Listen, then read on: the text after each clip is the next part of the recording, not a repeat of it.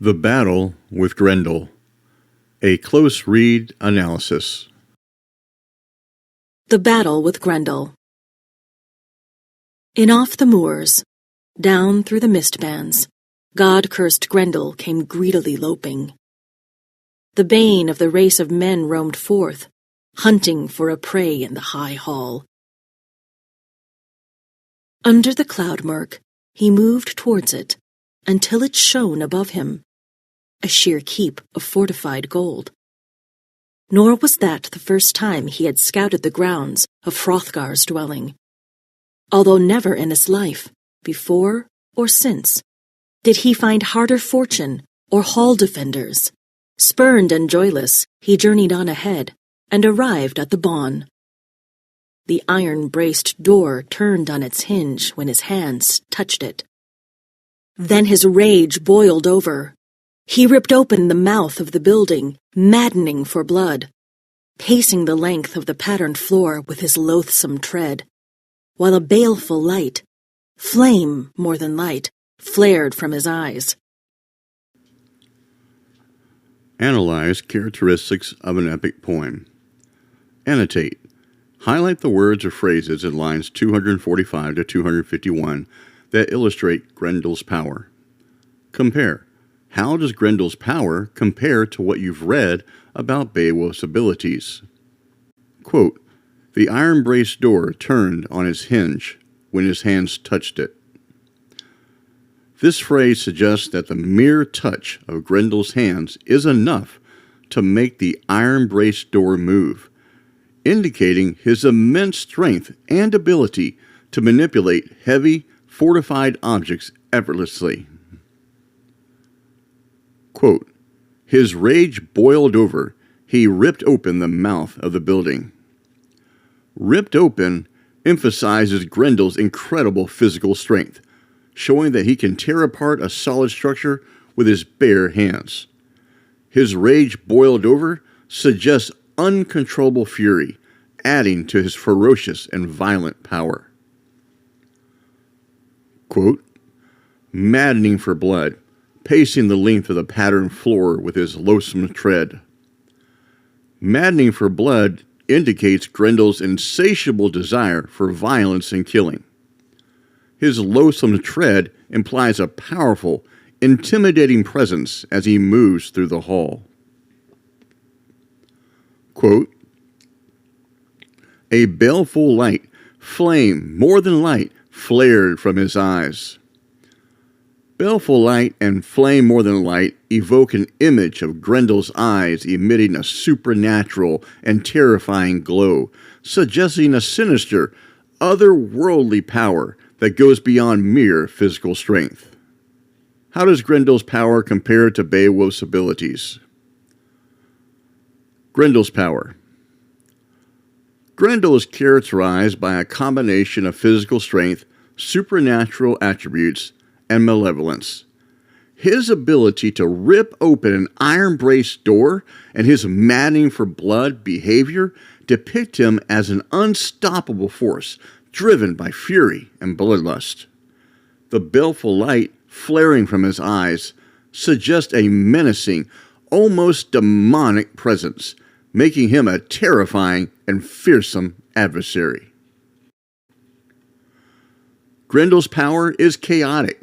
Driven by rage and a desire to kill, his strength is destructive, and he embodies a force of evil that thrives on fear and violence. Beowulf's abilities. Beowulf, in contrast, is portrayed as a noble and heroic figure with unmatched physical strength and courage. His strength is demonstrated through his past feats, such as battling sea monsters, defeating trolls, and his willingness to confront Grendel without weapons, relying solely on his hands. Unlike Grendel's chaotic and destructive force, Beowulf's power is controlled, disciplined, and used in service of others. He saw many men in the mansion, sleeping, a ranked company of kinsmen and warriors quartered together, and his glee was demonic, picturing the mayhem. Before morning, he would rip life from limb and devour them, feed on their flesh. But his fate that night was due to change. His days of ravening had come to an end. Mighty and canny, Heolach's kinsman was keenly watching for the first move the monster would make. Nor did the creature keep him waiting, but struck suddenly and started in. He grabbed and mauled a man on his bench, bit into his bone lappings, bolted down his blood, and gorged on him in lumps, leaving the body utterly lifeless, eaten up hand and foot. Venturing closer, his talon was raised to attack Beowulf, where he lay on the bed. He was bearing in with open claw when the alert hero's comeback and arm lock forestalled him utterly. The captain of evil discovered himself in a hand grip harder than anything he had ever encountered in any man on the face of the earth. Every bone in his body quailed and recoiled, but he could not escape. He was desperate to flee to his den and hide with the devil's litter, for in all his days he had never been clamped or cornered like this. Then Heolach's trusty retainer recalled his bedtime speech, sprang to his feet, and got a firm hold. Fingers were bursting, the monster backtracking, the man overpowering. Analyze Old English poetry. Annotate. Poets often use a caesura to create a dramatic pause. Highlight the caesuras in lines 283 to 284. Analyze. Which alliterative words carry the stresses in these two lines? How does a poet use caesuras in these lines to enhance the story? A caesura is a deliberate pause or break within a line of poetry, often used to create a rhythmic effect or emphasize particular words or phrases. In Old English poetry, caesuras are typically found in the middle of a line, separating the two halves of the verse. Quote, his bedtime speech sprang to his feet. The comma indicates a caesura, creating a dramatic pause between his bedtime speech and sprang to his feet. Quote, bedtime speech sprang. The stressed alliterative words are speech and sprang. The repetition of the initial S sound creates a strong emphasis on Beowulf's sudden action. Quote, and got a firm hold. Fingers were bursting. The period acts as a caesura here, causing a pause before continuing with fingers were bursting. Quote, firm hold, fingers. Firm and fingers carry the alliteration and stress, focusing on Beowulf's powerful grip. Quote, the monster backtracking, the man overpowering. The comma indicates another caesura, separating the monster backtracking from the man overpowering. Quote, monster backtracking, man overpowering.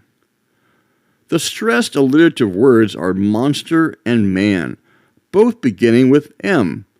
This emphasizes the struggle between the two characters, highlighting the clash of strength and power. The dread of the land was desperate to escape, to take a roundabout road and flee to his lair in the fens. The latching power in his fingers weakened. It was the worst trip the terrormonger had taken to Heorot. And now the timbers trembled and sang, a hall session that harrowed every Dane inside the stockade.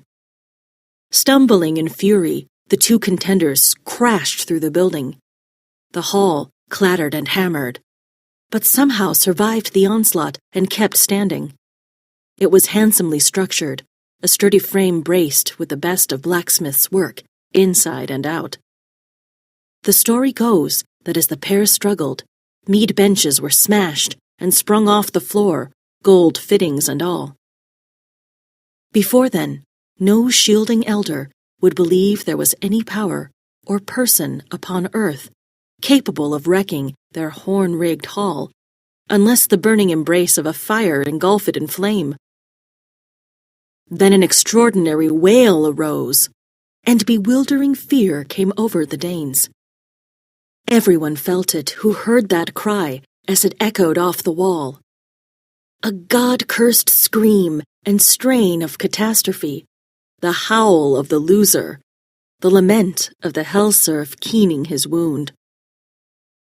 He was overwhelmed, manacled tight by the man who of all men was foremost and strongest in the days of this life. But the Earl Troop's leader was not inclined to allow his caller to depart alive. He did not consider that life of much account to anyone anywhere. Time and again, Beowulf's warriors worked to defend their lord's life, laying about them as best they could with their ancestral blades. Stalwart in action, they kept striking out on every side, seeking to cut straight to the soul. When they joined the struggle, there was something they could not have known at the time. That no blade on earth, no blacksmith's art, could ever damage their demon opponent. He had conjured the harm from the cutting edge of every weapon. But his going away out of this world and the days of his life would be agony to him, and his alien spirit would travel far into fiends' keeping. Analyze characteristics of an epic poem. Annotate. Highlight words and phrases in lines 318 to 331 that tell why Beowulf's companion warriors could not defeat Grendel. Analyze. What characteristic of an epic poem does this typify? Quote, there was something they could not have known at the time. This implies that the warriors were unaware of an important fact about Grendel. Quote, no blade on earth, no blacksmith's art could ever damage their demon opponent. This reveals that no weapon, no matter how skillfully made, could harm Grendel because of his supernatural protection. Quote, he had conjured the harm from the cutting edge of every weapon. This explains that Grendel had cast a spell or a curse that rendered him immune to the weapons of men. How does this passage exemplify a characteristic of an epic poem? Supernatural elements and powers.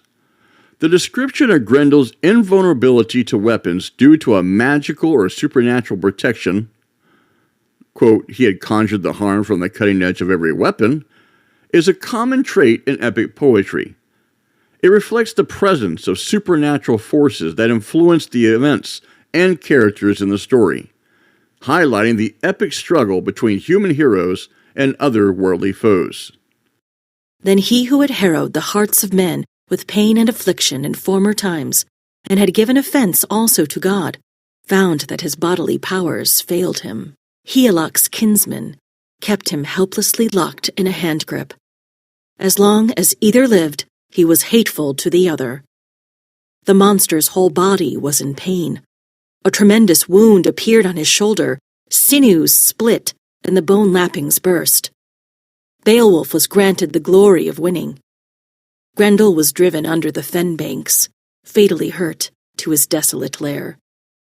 His days were numbered. The end of his life was coming over him. Analyze Old English poetry. Annotate.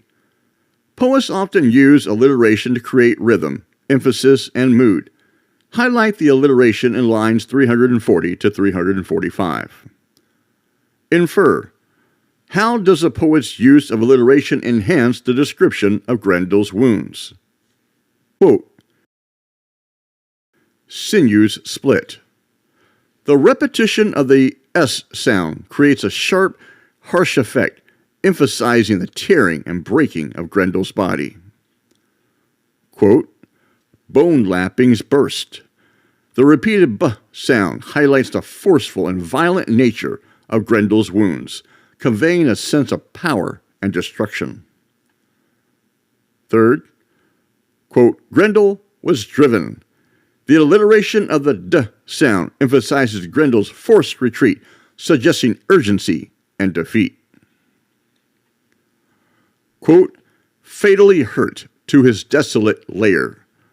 The F and D sounds contribute to the somber and bleak tone, enhancing the mood of Grendel's suffering and impending death. The poet's use of alliteration in these lines serves several purposes.